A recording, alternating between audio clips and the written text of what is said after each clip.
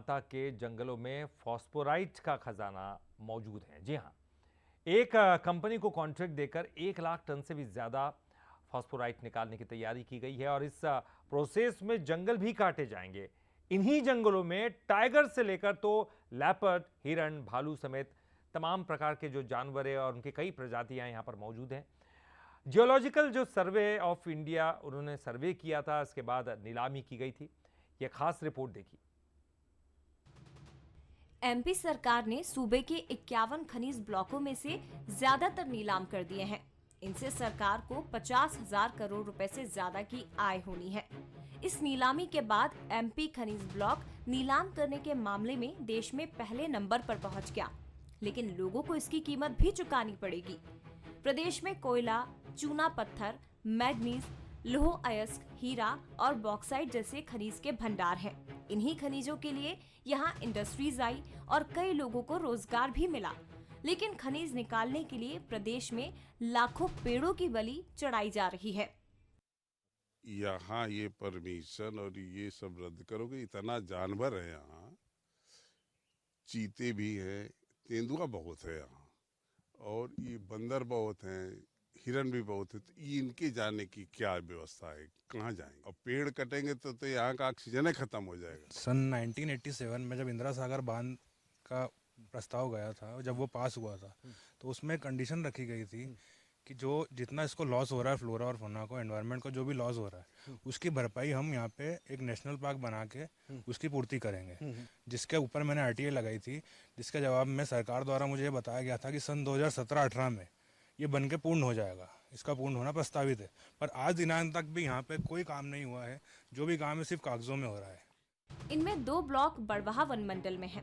एक है मोदरी ब्लॉक और दूसरा जयंती माता ब्लॉक। इन दोनों जगहों से फॉस्फोराइट निकालने की तैयारी है। दोनों ब्लॉक्स का जायजा लेने बंसल न्यूज की टीम करीब 90 किलोमीटर दूर बड़वाहा के जंगलों में पहुंची। यहाँ से हम पहुंचे च्यवन ऋषि के आश्रम। इन दिनों आश्रम में रहने वालों के साथ आसपास के बाशिंदों में जंगल कटने का डर बना हुआ है। मोदरी ब्लॉक में 699.55 हेक्टेयर फॉरेस्ट एरिया में खनन होना है और यहाँ से करीब 50,625 टन फॉस्फोराइट निकाला जाना है। इसके लिए सागवान के लाखों पेड़ काटे जाएंगे। इसकी नीलामी हो चुकी है। गुड़गांव की कंपनी द कमोडिटी हब ने सबसे बड़ी बोली लगाई थी। कंपनी ने तय रेट से 100.13% बोली लगाई।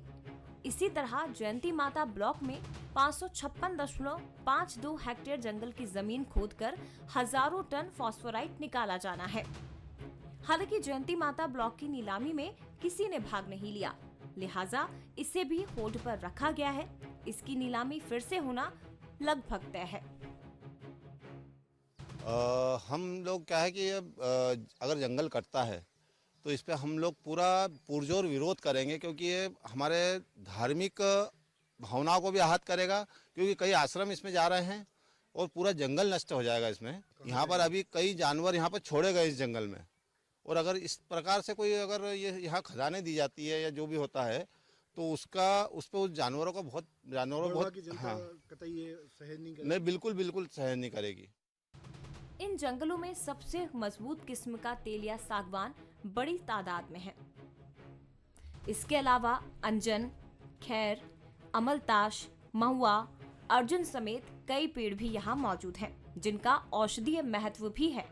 पिछले दिनों मऊ और आसपास के जंगलों में जो टाइगर दिखा था, उसका स्थायी ठिकाना बड़वाहा के इन्हीं जंगलों में है।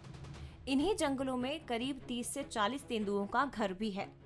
इसके अलावा यहाँ भालू, हिरण, पैंथर समेत कई प्रजातियों के सांप, उल्लू और कई पशु पक्षी भी पाए जाते हैं।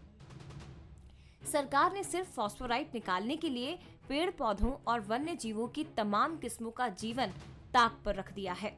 हालांकि बड़वाहा और आसपास के गांव में रहने वाले लोग कह रहे हैं कि वे इन जंगलों को किसी भी सूरत में कटने नहीं देंगे। जरूरत पड़ी तो बड़ा आंदोलन भी किया जाएगा। कैमरामैन जितेंद्र मकवाने के साथ अविनाश रावत, बंसल न्यूज।